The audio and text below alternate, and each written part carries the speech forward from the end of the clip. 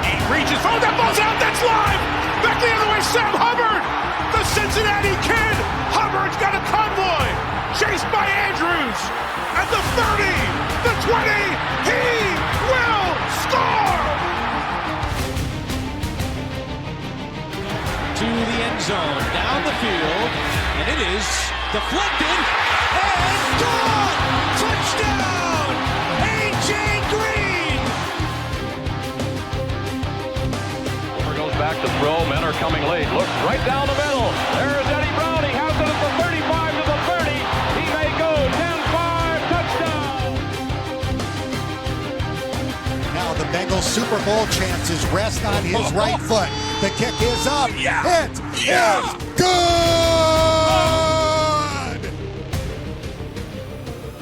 Corey Dillon, he's gone. The knockout punch, you're looking at it. 65 yards. And they're back to throw as the blitz is on. Goes long, intended for Collinsworth. He has it down to the 20, touchdown! And Chris Collinsworth. Throwing the long ball. Deep down the field. Chad Johnson's got it. Touchdown, Cincinnati. Look at Chase go! Oh my goodness, what a gear he just found! Chase for the touchdown! Wow, Chase is on the case! It is no fluke. It is a fact. The Cincinnati Bengals are headed to Super Bowl 56. The play clock at 3. Shotgun snap. Carr throws into traffic. Intercepted. Jermaine Pratt has the football. Yeah. Coffin nails. Bam, bam, bam! How about that? 3 in a row for the Bengals. Didn't know if we were going to get that at any time this year, but it comes in a stretch when we needed it most. We knew we had an opportunity against 3 bad teams, and the Bengals took care of business 3 times. Feels good to have a win under the belt. It got sticky there for a minute, but 24-6 looks a lot prettier than it was. I'm not complaining about wins at this point in the Bengals season. I'm happy, and I'll take it. No, we'll absolutely take the win. Some interesting developments across the league that we're following right now. For those that are watching us and not watching the game, Indianapolis just converted on a 3rd and 8 to pick up a first down. Under 2 minutes left in that game. Indianapolis leading 30 Tennessee. Obviously, Bengals playoff implications on the line there. Bengals need Indianapolis to lose one of their last 3 games. Yeah. Tennessee does have all 3 timeouts, so I'll keep an eye on that one and let everybody know as it goes down. But yeah, look, not a pretty win today by any means. And outside of the garbage time touchdown for Jamar Chase, which I was apparently wrong about in the chat, not a pretty second half by any means. Not but the defense really did their job today, holding Cleveland to only 6 points. Held DTR mainly in check, held the Browns running game mainly in check outside of the first play of the game, and got the job done. So at this point, you've got the three wins under your belt, but now is the time where you got to buckle down, and big one coming up on Saturday afternoon in Paycor with the Denver Broncos coming to town. We've had this one circled for a while, and we knew what it was going to mean many, many weeks ago, and I'm just glad the Bengals took care of the business they had to take care of to keep that meaning intact. It would have really stunk to lose one of these 3 games that we should win and then have a game against the Broncos that's a quote-unquote playoff game in Paycor Stadium and have it not mean anything. So I'm glad the Bengals were able to stay afloat. That garbage time touchdown to Jamar Chase certainly helped the scoreboard, made it look a little prettier, but that's not the only thing.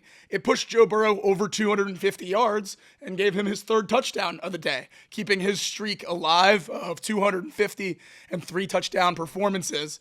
Just such a special player, and he continues to do it week in and week out. And that's what the second thing is, Houdini. We heard it this week on Hard Knocks. Jamar Chase called him Houdini, and we see it again this week. First touchdown of the day. One of the crazier touchdown passes I've ever seen. I gave that award to Justin Herbert last Thursday when he was running and jumping and doing that craziness to score in that game against the Broncos. But Joe Burrow outdoes him in this one. Parallel to the ground, barely gets the ball off, right into T. Higgins' chest. Just amazing. Yeah, I mean, he did it multiple times today. The touchdown pass was certainly a crazy play in its own. That play, though, it looked like he tripped out over his own player as he was trying to escape pressure coming from the outside by this Browns defensive front four. Trips over his own offensive lineman, and as he's laying out, gets that pass off. I think if Brown had touched him, he probably would have been down, but since no Brown ever touched him during the course of the play, easy touchdown call, and the refs got that one right.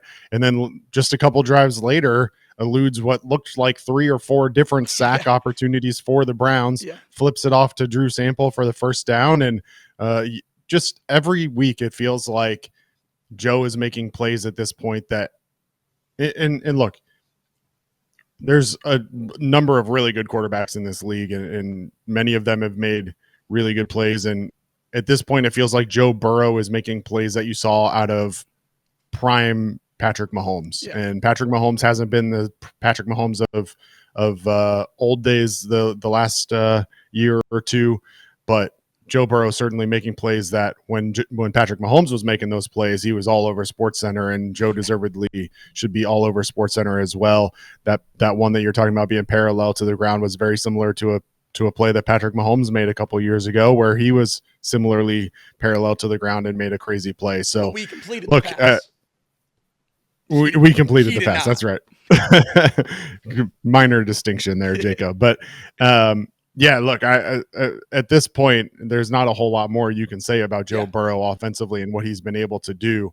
I mean, just an incredible string that he's on. 7 straight games now of 3+ passing touchdowns, puts him tied for like 3rd on the list, I think the graphic said. So an impressive run that he's on, and an incredible season that him and Jamar Chase have combined for thus far. Still 2 games to go. Absolutely. And I jumped the gun a little quick wanting to talk about Burrow, but the Bengals complete the season sweep over the Browns, a team that has notably had the Bengals number, at least in this iteration of the Bengals. And it feels good to beat them when they're down, because how many times over the last however many years have we seen 2 teams on paper and the Bengals be clearly better, and it still not go that way? The one that sticks out most to me is that primetime game Jacoby Brissett dog walking that we had to deal with up in Cleveland. Now, when the Bengals are clearly a better team, granted it wasn't as pretty as 24-6 says, but it feels really good to sweep this team. Of any team that's this caliber, that's really bad, I think the most meaningful win that could possibly happen is against the Cleveland Browns. Look, this team, for better or for worse, has taken care of business against less talented teams. And that's been a key to being still in this playoff run, is that they have, in fact, taken care of the teams that they're supposed to take care of. And it hasn't always been pretty, and today included, but ultimately they're getting the wins against the teams that they're supposed to beat. At the time, we thought the Commanders should have been a win, but the Commanders have shown that they're a very talented team as well. They're taking care of the wins that they need to take care of, and that's not something that we can always say has been the fact under Zach Taylor. And, I'd be lying if I didn't say that after that first play of the game when Jerome Ford ran for 65 yards that I wasn't a little nervous at the time that we were in for yet another meltdown, for lack of a better term. But the defense turns it around. Von Bell with the punch out at the goal line to hold them, and from that point forward, it really felt like this Browns offense couldn't get anything going. And take care of business when you're supposed to. Now let's see if we can beat the teams that are supposed to be either coin flips or maybe even going to be underdogs against. Exactly. And before we went into this 3-week stretch where they all 3 should have been relatively easy wins, I told you that I was probably going to buy back in to a lot of pieces of this team, how they looked against these lesser opponents. Now going into the Browns game, I don't know that I necessarily saw what I was hoping to see to have that foolish buyback in a 3-game stretch. My rationale was we're going to dominate 3 bad teams, and then by the time we get to these playoff teams, I'm going to think we're really, really good. But we barely escaped almost all 3 wins. I didn't learn anything about this Bengals team in this 3-week stretch that makes me more confident going into the Broncos game. It's going to be exactly what we've seen time and time again this year. You hope for the offense to go nuclear, and you hope that the defense maybe gets something off a tip that bounces their way. I didn't think anything in these last 3 weeks really swung me back in on this team like I expected them to. No, you look back at the last 3 games. Obviously, the Cowboys with Cooper Rush, you give up 20 points to them. The Titans, you give up 27 points there in a 37-27 win. That was not pretty. And then obviously this week with the 24-6 win over the Browns.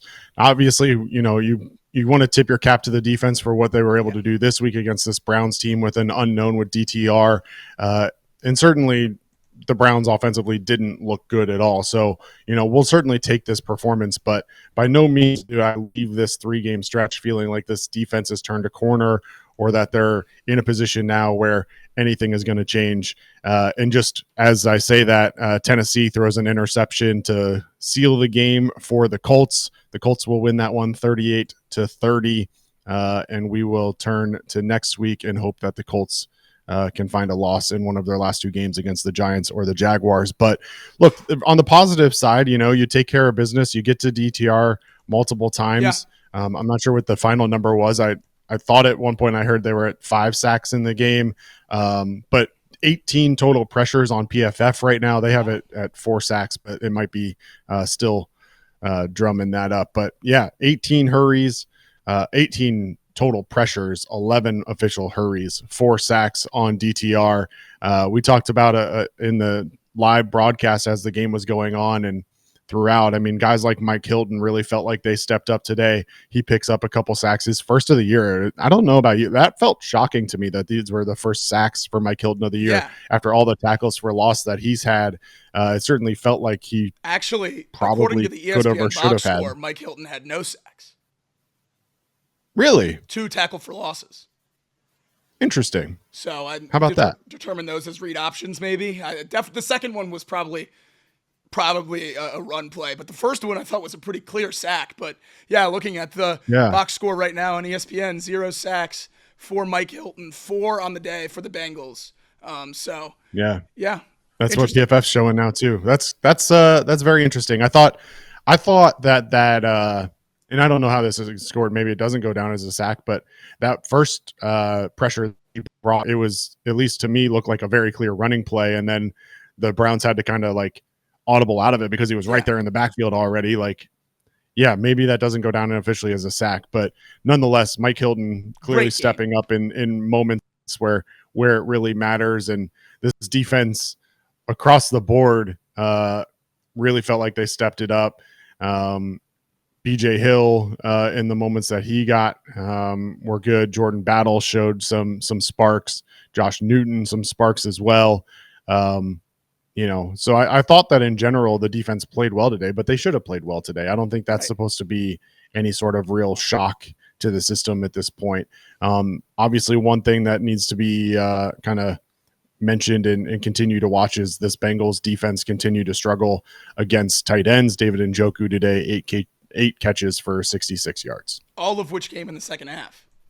He was completely non-existent in the first half. I thought maybe that injury was lingering a little bit longer than they wanted to admit, but as soon as he had his first catch, he went 5 catches for 50 yards on that first drive. It was unbelievable how quickly he was able to gash this Bengals defense as soon as Dorsey realized, they still can't guard David Njoku. It's the same as the last time we played him. So always a major concern for the Bengals in any matchup is the tight end. And Njoku's one of the best in the entire league. That's why we talked on Thursday about how big it was going to be if he couldn't go. Because if he wasn't, we saw the other options on this Browns receiving core. They're nothing. Really, really not great players. Jerry Jeudy put together the best stretch of his career with Jameis Winston. Today, 2 catches, 20 yards. Both came in the second half. Yeah, when your 2 leading receivers are David Njoku and Jerome Ford, you got to feel pretty good about the performance that this defense, specifically the secondary, put on today. If you look at kind of the breakdown of by coverage, Jordan Battle, 1 catch on 5 targets. Cam Taylor-Britt, 2 catches on 4 targets for 16 yards. Josh Newton, 1 catch for 6 yards. DJ Ivy, no catches against. So really got to tip your cap. Majority of the catches that were converted were against the linebacking crew. That is one thing that I think we know at this point is going to be a challenge, especially with Logan Wilson being out. He's been kind of your best coverage linebacker. And so the other linebackers have certainly struggled stepping up to that. But I don't think we can really complain a whole lot about the defense today. They got the turnovers that they've been lacking in years, in weeks past. And I know that that's coming up here in a second, that we'll talk about Geno Stone and his bounce back here. But look, we came into this little stretch here, and I said it, and I still stand by it. I still think one of the most difficult, if not the most difficult part of the Bengals getting to the playoffs is them actually winning out. They have the Broncos and Steelers coming up.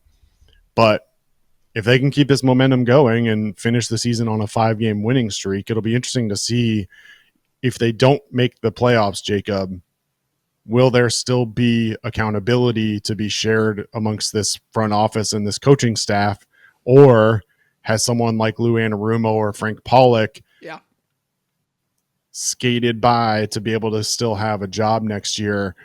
I'm not sure. One thing that we'll have to talk about, whether you want to do it now or on Tuesday, is the clear debate that was happening between Amarius Mims and Frank Pollock during the game. Not exactly sure what was going on there, and until we get some more insight or maybe a post-game press conference quote on that, we'll have to see. But Mims did hurt his ankle during this game.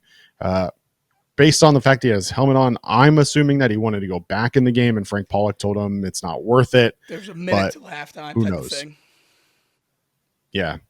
So we'll see. Maybe we can get a John Boy breakdown of that one too, and we'll really get an idea of what happened. That'd be nice. But yeah, Amarius Mims got hurt earlier in the game, went into the tent. That's when we saw the argument with Frank Pollock, and then he came back into the game and then was removed later. So I don't know if that's a re-aggravation or something else happened, or ankle injury was the tweet and the diagnosis, and that's the concern with him, because it was that ankle at Georgia that kept him out his entire last year. So if there's any body part, obviously, you can go down the list. ACL, Achilles, all that stuff is a nightmare. For Amarius Mims in particular, the ankle is certainly not something you want to hear. No, you definitely don't want to. And Georgia snap total today, though. Yeah, I was literally just going to say, I mean, you talk about a guy who literally today passed the number of snaps that he played at Georgia. This is a guy who hasn't had an opportunity to play as many snaps as you would have liked him to due to injury. Obviously, he came into this season. You expected him. I don't want to call him a project. I know you're on the record. It's not a project.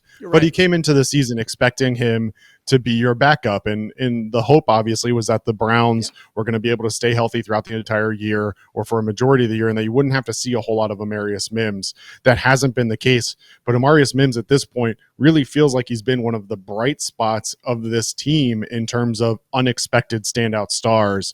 And so at the very minimum, I'm okay in a game like this. And obviously, if he needed to come back in at some point because we needed him, then so be it. But once you get up 17-0, at that point, I can understand the coaching staff saying, look, we got 2 really important games coming up over the next 2 games. I don't need you getting hurt. Let's focus on recovery. Let's focus on making sure you don't get more hurt next year. That makes total sense to me.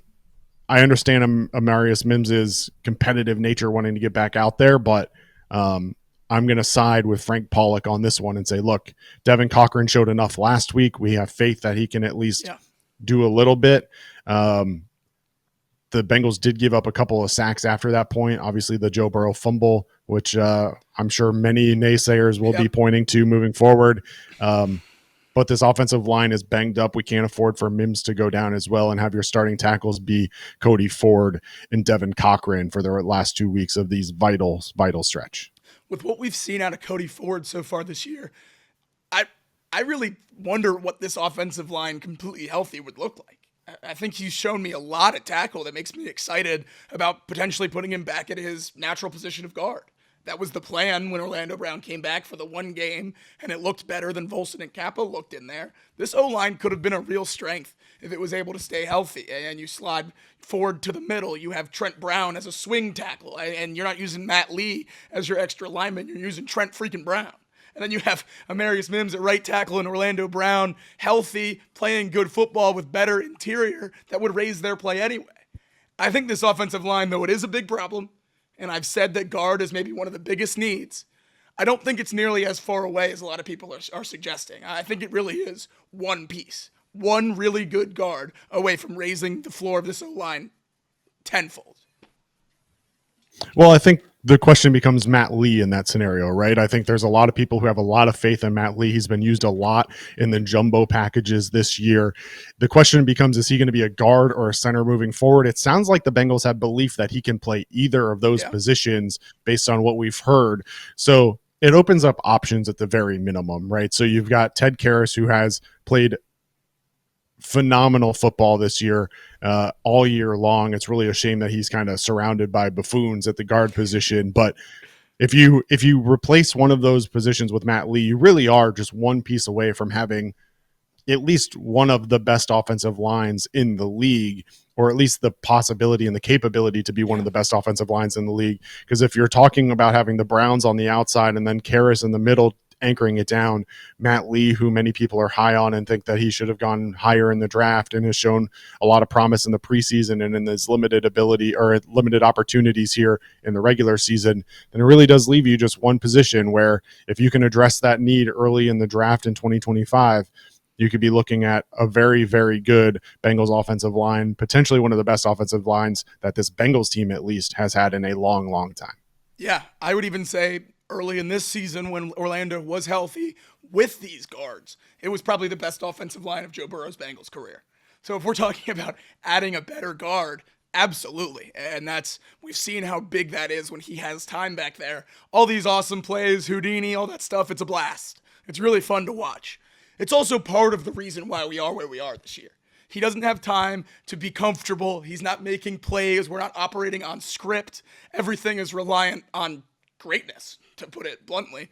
And he's bailed us out time and time again. And it's fun to watch. And we're going to have these highlights forever. I've already watched that touchdown pass probably about 40,000 times. But, man, when this team's competing for the 1 seed and back in the playoffs and talking about Super Bowls instead of playoff scenarios for the 7th wildcard spot, it's going to be because Joe Burrow is a little bit more ho-hum playing quarterback, a little bit more boring, a little bit more, I don't know, on script, because everything else is working and he's not having as much pressure on his shoulders. And we saw that really come to a head at the goal line today.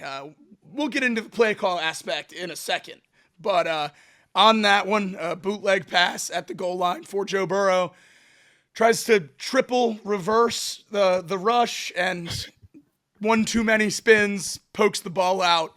I think he fumbled it right about the 21-yard line, and the snap was taken at the 1. So do that math. He was scrambling about 20 yards straight backwards. Browns get the fumble, recover it, and it gives them a little bit of life to go into the end of that game. Certainly a scary situation.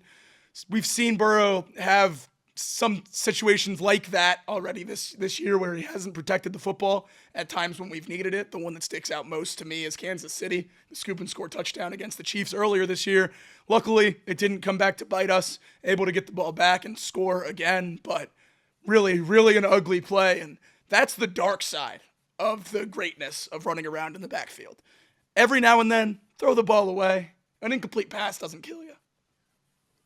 Well, I think that's the biggest challenge, right? It's really difficult to get upset at Joe Burrow when he makes plays like he did today and fumbling the ball 20 yards behind the line of scrimmage when you're also starting the show with, oh my God, this guy's Houdini and escaping 4 different sacks and finding an open receiver. You know, it's one of those things where you win some and lose some. But what I saw on social media, and I think even in our chat, the question of, oh, well, can Joe Burrow not hold on to the football because of his wrist? I don't think this is a wrist issue. I think this is just hey, I'm running around for my life. I've got 2 hands on the ball, but the defender just happens to come in and punch it out. It happens in football. I mean, quarterbacks aren't exactly known to be safe with the ball when they're running around with it. But I mean, the biggest thing for me is, in that scenario, and this is what you alluded to that we have to talk about, is that you're talking about a 3rd and goal from the 1-yard line. You run the ball twice. Chase Brown picks up a couple yards the first time, gets kind of stuffed the second time. You're winning this ball game with 4 minutes left, 17-6 at this point. It's a 2-possession game. At worst, it's a 2-possession game. You've got the ball with 4 minutes to go at the opponent 1-yard line. The fact that you're even considering a bootleg pass in that situation just feels like you're overthinking it. And that's been a difficult thing for us to talk about with Zach Taylor this year has been there's multiple situations where he just kind of gets too cute with it, right? Like you've got Chase Brown, who's shown an ability to score from the 1 yard line multiple times this year. You've got the potential to just put this game away with an easy touchdown there, and you just kind of overthink it and try and roll Joe Burrow out. You got to remember, in that situation, the Browns are bringing everybody because they're expecting the run too. It's not like they're sitting back and Joe Burrow is going to be able to roll out and find an open receiver. They're bringing 8, 9, 10 guys because they're expecting the run. Yeah. Of course they're going to get to Burrow in that situation. I just don't like the play call to begin with. Obviously would love Joe to hold on to the ball, and that's certainly something that I think has to be addressed at some point is his ball security. But I find it really difficult to say, yeah, you shouldn't be trying to extend plays when the truth of the matter is that he's made so many plays that many others don't make. And that's just part of the game with Joe Burrow at this point. It feels like, I mean, it's one of those things where you kind of have to live and die by his rushing ability. And I will. And I'm fine with that. That's something I can live with. Absolutely. Living and dying with Joe Burrow and his miraculous plays. Because more often than not, I think they're going to win you football games, or at the very least, keep you in them. So we've seen that this year. And I can live with a fumble here and there. He'll get better. He'll improve. Fumbles won't be an issue his whole career. Fingers crossed. But maybe that's just going to be the one blemish on an all-time season this year is a couple fumbles, and that's fine with me. But as we move off the offense and onto the defense, a stretch of 3 games, 3 wins, 3 fairly decent performances against 3 of the league's worst offenses. We didn't learn anything about the defenses or our defense. We didn't learn anything about Geno Stone, who now has a pick in 3 straight games. We didn't learn anything about this pass rush, who's put together their best pass rushing performance in the last 3 weeks. We haven't learned anything. This is a bunch of guys playing for their job when the playoffs are more than likely out of reach. I know we're going to do what else we need to help here, and we're still alive, but it takes a lot, and it takes a lot of external help. And a lot of these guys are playing for contracts and to save their spot next year. And I think you brought it up first with the coaching staff, and we can get into that as well. But my focus on this defense is a lot of the guys that I was saying were easy, no-brainer cuts 2, 3, 4 weeks ago, I think they're playing their way onto this roster next year, whether we like it or not. And I don't think we're learning a ton about this defense, but I think when you look at the counting numbers at the end of the season, and they're a lot better than they were before this stretch, I think it's going to be hard for this front office to cut a lot of guys. I don't know that I'm on that same page just yet. I mean, I think the guys that we're talking about cutting are still guys that are probably on the cutting table. I mean, I don't think that Sam Hubbard has played his way into his $11.5 million contract. Yeah, but I think the guys that you're really focused on are the 3 high earners. Sheldon Rankins at $12.5 million in 2025, Sam Hubbard at $11.5 million in 2025, and Alex Kappa at $10.25 million in 2025. Certainly, Geno Stone being due about $8 million next year is something that sure probably would have been talked about. Jermaine Pratt also in that $8 million range, but I find it really hard to believe that they were going to cut those 5 guys. I think at this point, it's unless they really, really feel good about whatever they're able to add in free agency in 2025 and in the draft in 2025. Jermaine Pratt specifically is probably not going to go anywhere. Geno Stone, I feel pretty confident is going to be back as well, but there's always a case. I mean, Jordan Battle's been playing really well as well. We saw him make a couple plays there late in the game with the interception and then also the tackle for loss. I've been pretty happy with what I've seen out of him. Certainly some coverage errors still by Jordan Battle that need to be addressed. But if you can add another safety in the draft, then maybe you don't need Geno Stone. Maybe you can move forward without that. But I'd feel a whole lot better about having Geno Stone on my team right now than not. I think I'm with you. But I mean, Von Bell's a free agent after this year. He's certainly not a candidate to be brought back at this point. Again, Sheldon Rankins at 12.5, Sam Hubbard at 11.5, and Alex Kappa at 10 plus, saving you right off the bat $33 million in cap space next year is a huge win. And unless we add a linebacker in the draft, or Muma Jung Meta shows me some more over the next couple of weeks, which doesn't seem like he's even going to get the opportunity to based on how things have been going, if we're being honest. I find it really hard to see a situation where Jermaine Pratt doesn't come back next year. Yeah, we're already asking them to cut a lot of players, which is anti-Bengals. And then that would be asking them to cut a multi-year captain, which would be about as far anti-Bengals as you can already go. I think we might already be pushing our luck with the Sam Hubbard cut, but the money is just so big. And especially with the injury, the three off the top right there, Rankins, Hubbard, Kappa, seem like no-brainers. There's almost no way you can talk yourself into those numbers. Restructures, potentially, but there's no way you can talk yourself into the numbers currently on the books for all three of those players. I think the only other player that we're talking about potentially not being on the team next year is the guy whose backup just made a 59-yard kick. Where are you at on this kicking room, Craig? No, there's no debate there, unfortunately. Is there a battle? I mean, I think if you go into 2025 camp without a battle, it's a big mistake on this front office's part or on Zach Taylor's part.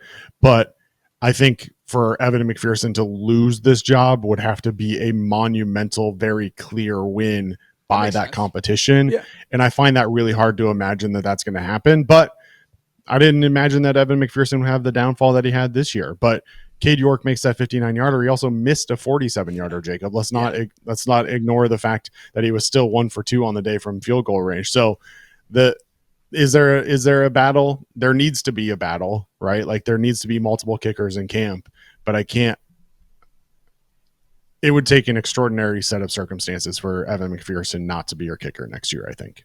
I would tend to side with you as well. I know there is an out after this year in the contract, but he's a guy who's done so much for this city. If you go down to the stadium on a game day, he's the 5th or 6th most popular jersey of current players, maybe even higher than that. I don't know if there's another team in the league. I don't know if Justin Tucker has as many jerseys in the Ravens fan base as McPherson does here. So I don't know if they're planning on cutting. I need someone in the chat to help me out on this one. Maybe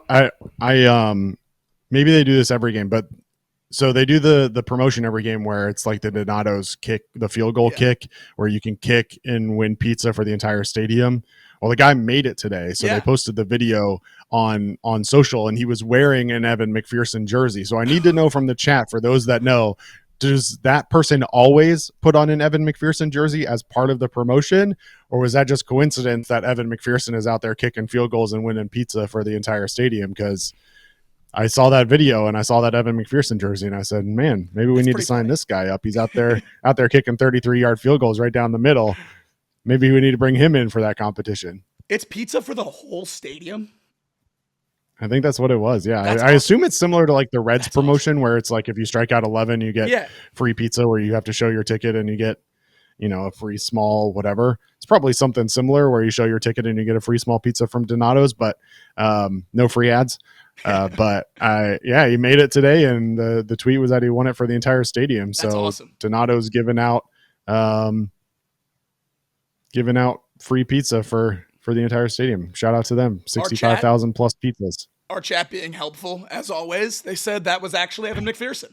So thank you to the chat for helping us out like you always do. We appreciate it. But this Bengals Evan defense McPherson out there. Sorry, go ahead. Kicking field goals during Evan McPherson out there kicking field goals during the actual game while he's on IR would be the most Bengals thing I think I've ever heard in my entire life. That would be absolutely hilarious. That'd be almost as crazy as like during the Super Bowl, not going to the locker room and watching a concert. Who would do that? Certainly no professional football player would ever do that. Oh, man. I was really hoping I was going to come out of this 3-week stretch and have Craig tell me how much of an idiot I am on today's show, because I was thinking, the Bengals defense is great. We're going to stomp the Broncos and all that nonsense, but that's not how I feel. And we still need help. And after that Colts win, it's not looking great because it's Giants and it's Jaguars left on the Colts schedule. We know we need the Broncos to lose out, which requires the Chiefs to lose to the Steelers on Wednesday. Bengals have to win out. The Dolphins have to lose a game. It's starting to mount, and I might be inching over to your side, Craig. It's gonna be a challenge, that's for sure. I mean, I would love to sit here and tell you that it's a sure thing. And watching it, look, being honest, Jonathan Taylor gave the Colts an unreal lead today, and they failed to really put it away. So am I sold on the fact that the Colts can't find a way to lose a game in New York at the Giants or against Jacksonville? I'm not sold, but I still believe it's going to be a lot harder than we think. And then again, just you have to go and you got to face Bo Nix next week. And then you have to hope that, quite frankly, that the Steelers have locked up that third seed in the AFC playoffs, because otherwise you're going to be facing their starters with a whole lot to play for now that they lost to the Ravens this week. So the Bengals haven't gotten a whole lot of help that they needed so far. The Chiefs win again. They have a chance to not be starting their starters on the last week of the season when they play the Broncos. So even if the Bengals do find a way to beat the Broncos next week, you still have the Chiefs, who may or may not have to play their starters in week 18. And so the Bengals still need a lot of help. It's not even just a little bit of help. Like, there's a lot of things that have to go their way. And again, it goes back to some of the missed opportunities earlier in this year. They had many, many opportunities to win ball games that they weren't able to put away. And now they're really facing the consequences of those losses from early in this season. So they sit at 7-8 now. 2 games remaining. They pick up their second win of the season at home. That's kind of embarrassing too. But look, everything is still in front of them, as Zach Taylor loves to say. Yeah. You've got 2 huge games still coming up. Go beat the Broncos, and then anything can happen. Anything can happen. A couple Zach Taylor clips coming across the desk now that we can touch on. He said on the first 3-game winning streak of the season that this is what it's supposed to feel like for them. That's their expectation, and it's good to finally get back to that point. So thanks, Zach. We appreciate that. He's so inspiring. Right. Absolutely. A leader of men. And then on the Amarius Mims injury, he said that it was hit or miss on whether or not Mims could have went back into the game. Obviously didn't feel like he needed them, so didn't want to push the envelope, but maybe that explains as well the altercation on the sidelines. Yeah. It's football, man. You've got to work through that stuff. We're good. What stuff? Would be nice to know. Yeah. He also calls on the crowd. Now more than ever, we're counting on that crowd to make it tough on a rookie quarterback, talking about going against Bo Nix in the home finale next week. So some interesting quotes for sure. And we'll watch the full press conference and be back on Tuesday to break down what I'm sure will be an intriguing week of football and prepare for Hard Knocks on Tuesday night. You've been watching Hard Knocks, Jacob? I've missed the last episode, but I watched the first. Okay. However many. All right. 2 or 3. Yeah. I'll expect you to go back then. It's been good, but I'll catch up by Tuesday. I'll be on. I'll be on it. You missed the episode. You're losing your voice. I know. Something important going on. Apologies to all of our dear friends that chose to spend their Sunday with us today on Chatterbox Bengals. I got nothing. I got nothing in the voice box. I'm fighting the good fight to give you all this stream because I was up in Columbus yesterday, and the Buckeyes needed me. The Buckeyes needed my support. Got the job done, but Chatterbox Bengals suffers because of it. So, deepest apologies. I had my coffee cup down here earlier. I'm drinking the tea. So, hopefully, by next episode on Tuesday, I'm in a much better spot because this can't be... When I have a good voice, I'm not fun to listen to. So, this can't be very easy. Well, let's run through these playoff scenarios really quick. Yeah. We talked about it. The Bengals obviously have to win out. They have the Broncos at home and the Steelers still remaining on their schedule. The Broncos need to lose out. Obviously, the Broncos at this point come to Cincinnati next week for a huge matchup in the AFC playoff race. I'm sure that crowd will be huge and will be extremely raucous. They finished the season with Kansas City. Certainly yet to be seen what's going to happen with that one. Kansas City has the potential to have locked up the number 1 seed at that point if they win next week. So that'll be good. I believe Kansas City plays Pittsburgh. Am I remembering that right? On Christmas. Yeah. So Pittsburgh on Christmas. So it's hard to say it, but you're going to be rooting for Pittsburgh on Christmas to beat the Chiefs so that the Chiefs stay in that AFC playoff race and don't lock up the 1 seed. The Bengals also need a loss from the Miami Dolphins and a loss from the Indianapolis Colts. The Miami Dolphins right now are playing against the San Francisco 49ers. That game just underway, about 11 minutes left to go in the first quarter there. They wrap up their season with the Browns, and Jets. So you're rooting really hard right now for the 49ers. If the 49ers aren't able to pull it off, you got to hope that the Dolphins, when they go to the Meadowlands to play the Jets on January 5th, that the cold gets to them and that the Dolphins drop that Week 18 matchup. The Colts obviously pull off the win today, hold on to beat the Tennessee Titans 38-30. They wrap up their season at New York against the Giants, and then they host the Jaguars in the final week of the season on January 5th. So lots of scenarios yet to play out, lots of options for the things to go the Bengals' way, but still need some help. And all we can say is go Steelers, go 49ers, go Jaguars, go Giants. Not a good group of teams Bengals to be need rooting it. for. I hate rooting for the Steelers, and then I'm rooting for like the top 5 picks in the draft. This is a rough spot to be in.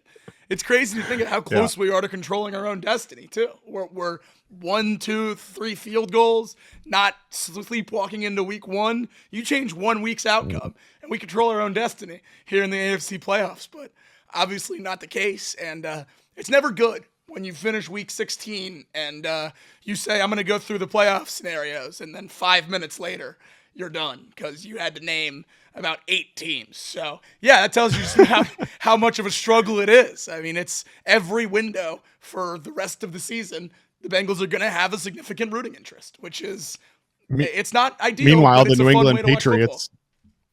Meanwhile, the New England Patriots march down the field and score a touchdown on their first drive of the game against the Buffalo Bills. Can't have Buffalo losing games to the New England Patriots. Couple reasons. First of all, the Bengals would never lose a game to the New England Patriots, right?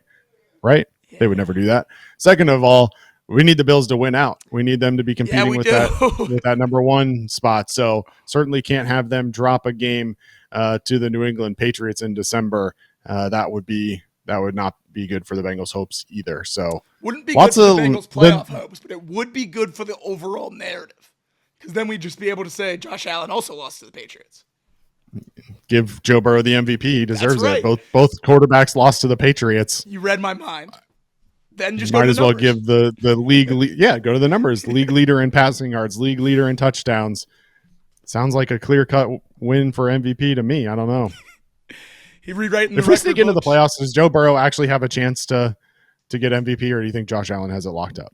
I think if Joe were to make the playoffs and keep up the 250-3 and not turn the ball over, yeah, I think he'd win it.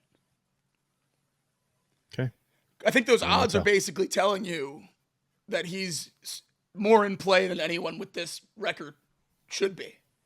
Like he's not close to the top, but Joe's still in the mix. It's distant, but he's still in the mix. I think if he was able to tear it up and get there at the end, I mean, he's tied with Baker Mayfield right now for MVP odds. That's a guy who I believe is 2nd or 3rd in touchdown passes. So he's still right there.